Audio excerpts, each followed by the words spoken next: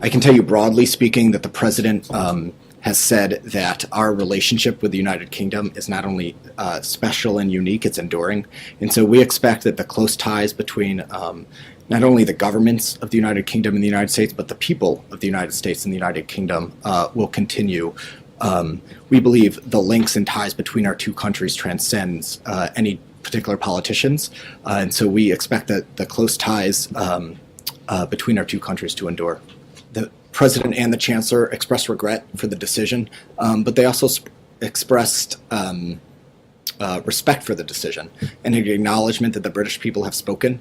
And in light of that, there needs to be an orderly process for which the UK can depart the European Union.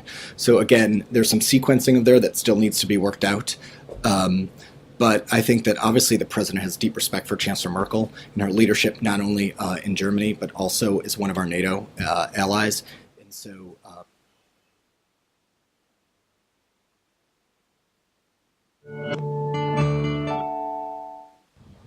Two deadly crashes between U.S. Navy ships and commercial craft in the Asia-Pacific earlier this year were avoidable and caused by a string of human errors. That's according to a damning report released Wednesday following the official investigation into the accidents. On June 17th, the USS Fitzgerald collided with a Philippine container ship off the coast of Japan and almost sank.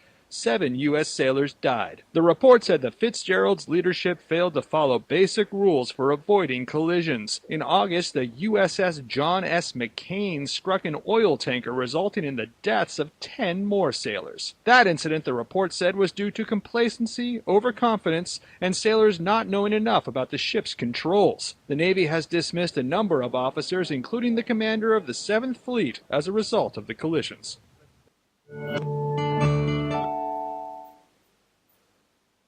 Head of fresh organic lettuce sold at the same price as one grown in the field with pesticide. That's the goal of the founders of Iron Ox, and it's one they think is possible thanks to its robots. Iron Ox CEO Brandon Alexander gave up his job as a Google engineer and is now getting into farming just like his grandfather before him. And he's using his tech skills to boost production. Our mission statement isn't just build cool robots or just develop great machine learning. It's to make high-quality, fresh produce more accessible to everyone. And we believe the way to do that is leverage advanced robotics, leverage things like AI, but do it in such a way that we can actually supply better produce than they have access to today. But unlike crops like wheat, corn, and soy that have been cultivated using GPS-guided sprayers and automatic combine machines, fresh produce is much more challenging.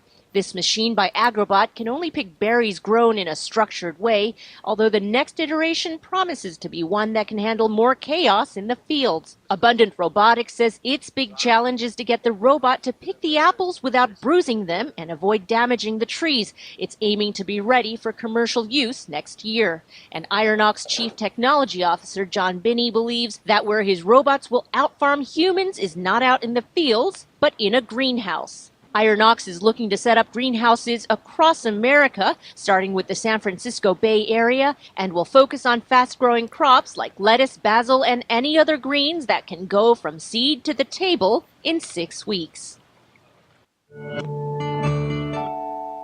Democrats in Congress on Wednesday released a hefty sampling of the infamous Russia-backed Facebook ads from the 2016 campaign, as the storm over Moscow's use of American social media to sway the race played out in hearing rooms across the Capitol. In the past election, you failed.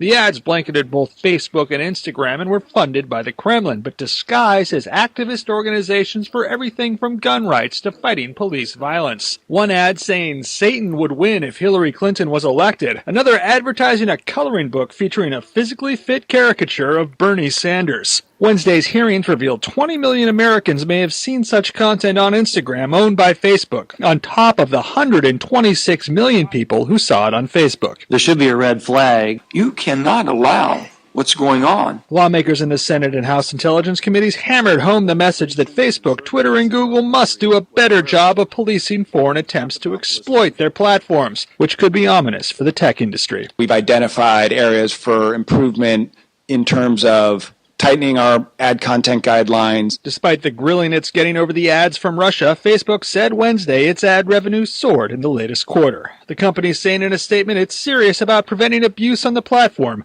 and that the cost of doing so will hit its bottom line. A European arrest warrant for Catalonia's former president looks ever more likely. Spain's state prosecutor requesting one for Carles Puigdemont after he failed to turn up at a High Court hearing Thursday.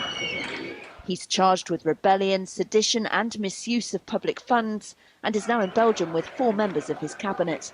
Madrid sacked Puigdemont and his government for declaring independence on Friday. 15 Catalan leaders showing up in court Thursday, all but one refusing to answer questions on their role in an illegal October referendum on secession. 9 have been remanded in custody pending an investigation. Thousands have taken to the streets of Barcelona in recent weeks, demonstrating both for and against breaking away from Spain. Madrid has called a snap election for the autonomous region in December. An arrest warrant will make it pretty much impossible for Puigdemont to stand.